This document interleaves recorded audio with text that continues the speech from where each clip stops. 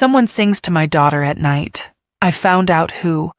Lila is the prettiest little girl you've ever seen. Frosty gray eyes flecked with ebony, curly brown hair, and the thickest, longest eyelashes.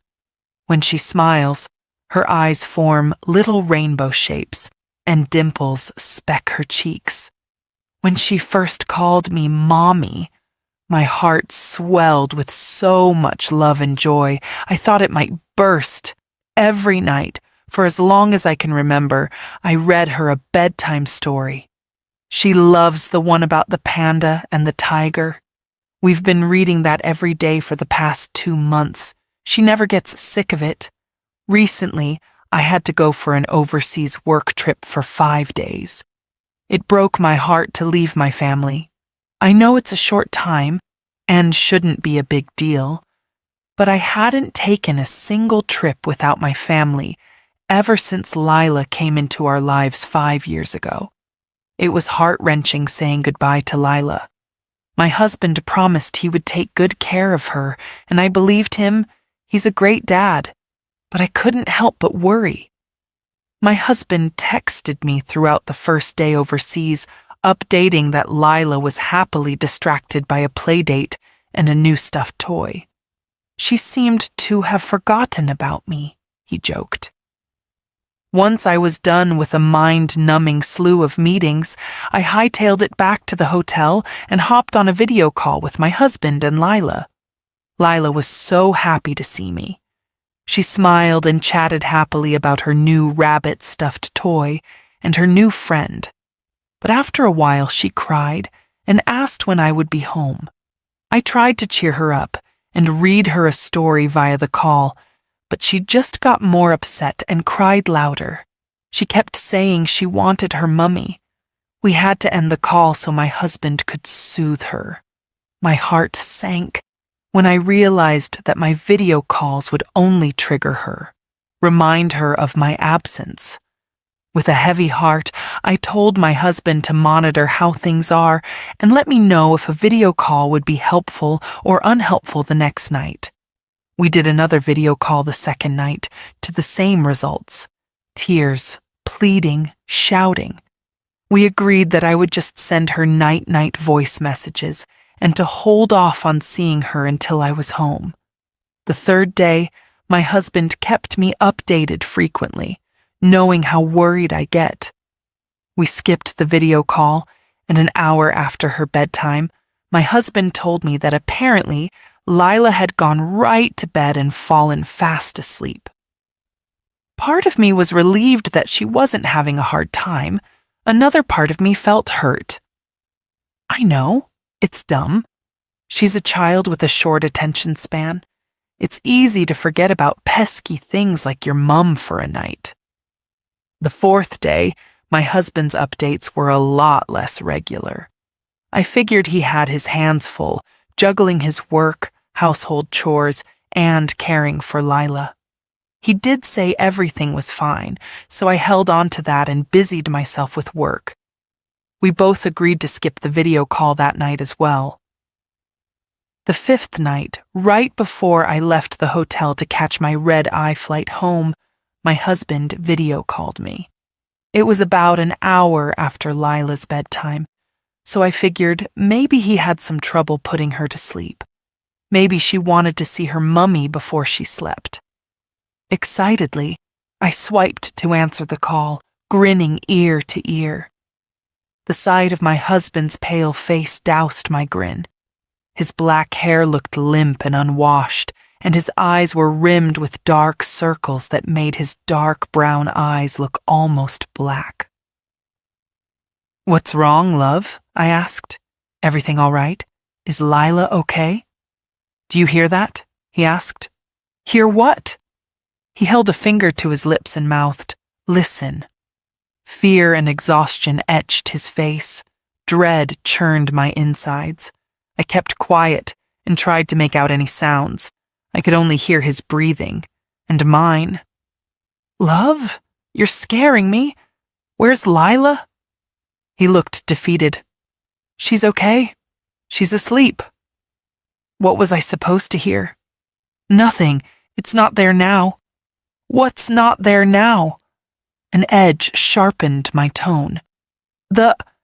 He broke off, and his eyes widened. Listen, he whispered, holding the phone close to his lips, so I could only see his nose and the lower half of his eyes. I was about to tell him to knock it off when I heard it. Singing. Someone was singing. It was a beautiful voice, sweet and gentle, yet somehow it sent chills stabbing through my spine. When the wind blows, the cradle will rock. The faint notes wafted from somewhere to my husband's side. It's the child monitor, he whispered. I switched it on the last couple of nights. Someone's been singing to our daughter. Oh my God, get to her now, go, I yelled, and he pulled out one side of his earpiece. I've tried, he whispered, urgently cutting me off. Last night, and just now, I ran in every time. There's no one in there with her. He sounded hollow. I don't give a damn. You get in there right now. Protect our little girl, now. He stood up and walked to Lila's room. I wanted to smack him, to tell him to run. He hesitated before pushing open the door, and I hissed in his ear. I could still hear the singing and made out the words, "No one's as dear as baby to me." The door swung open, and my husband stepped in the room. He held his phone out so I could see. The room was dark, but Lila's nightlight was on. There was no one there. Leela was asleep in her little tatami bed, a small smile on her face. The singing had stopped once he entered. There was only the sound of Leela's gentle snoring. He backed out of the room and shut the door. You see, he whispered, walking back to the living room. No one. There's no one there. Did you check the windows? I asked. I knew there couldn't have been time for anyone to climb out of the room. Still, I had to be sure. They are locked, grilled as usual. No one was in the cupboards, too. Last night I checked. I felt a cold vice tighten around my neck. I hadn't thought of checking the cupboards. Check it again now, I commanded. He sighed and went back in. He opened the cupboards, nothing. It's really cold here, he said quietly.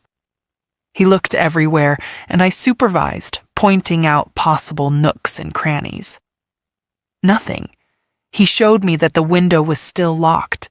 When he went out to the living room, we were both quiet for a while. I've got to go. I got to catch that plane, fly home to you guys, take care of Lila, just sit by her bed, sleep in her room, all right? He nodded, and a touch of relief lit his eyes. I can't wait to have you back, he said. The 4 hours on the flight were torturous. I spent the time researching online to see what I could find.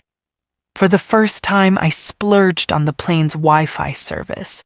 Everything seemed to point to spirits. But that made no sense. We had been living in our house for a decade, long before Lila's arrival. Nothing like that had ever happened in our house. What was singing to my daughter? The thought hammered away in my mind. My chest squeezed painfully, and cold sweat began to seep from my forehead and hands. Are you okay? The lady next to me asked. I looked blankly at her, then excused myself to the bathroom on board. My reflection startled me. My jet black hair was in a wild tangle. My hair claw must have loosened in my mad sprint to the taxi, and from the taxi to the departure gate. I had no reason to run. It was not like the flight could take off earlier, but I ran anyway. I redid my hair and stared at myself in the mirror. Calm the fuck down, I instructed myself, staring into my dark brown eyes. I took a few long, deep breaths, then returned to my seat. My husband had sent me a short video. I clicked on it, but it took forever to download on the plane's shitty Wi-Fi. I had to restart the download multiple times. Can't see vid. Text? I sent to my husband, no response. I kept clicking on the download button, hoping that the Wi-Fi would be stable enough for the video to go through. It was a relatively small file, so I had hope. The video loaded. I tapped on it multiple times, legs shaking with impatience. It was an 8-second video. It showed darkness, then the vague lines of Lila's room took shape, singing. Over the cradle, mother will sing. My chest tightened painfully. The view shifted to Lila's face. She was awake, staring at something above her. Mama? Her cute little voice sounded. My heart sank. The video cut off. I nearly screamed. It finally hit me. What could be singing to my daughter? My heart in my throat. I typed in a name I had forgotten about for the past years, but will always remember. Haley Bowden, Lila's birth mother. It was a semi-open adoption. I knew who the girl was, met her once, but never again. She never contacted me, and neither did my husband and I want to contact her. We would only let Lila know of her if ever she expressed the desire to know her biological mother. A selfish part of me wanted to be the only mother Lila knew. Haley was a drug addict. She had stopped using, for the most part, during her pregnancy. Her family had wanted her to abort the baby, so she moved out to a shelter for young mums. My heart ached for her when we met. A petite, skinny 17-year-old with a belly that looked grotesquely large on her small frame. Her eyes were set in deep hollows, and her cheeks were deathly gaunt.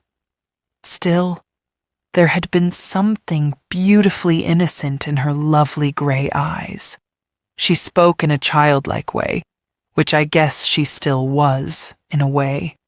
She wanted her little girl to have a good life, one unencumbered by her. I cried when she said that.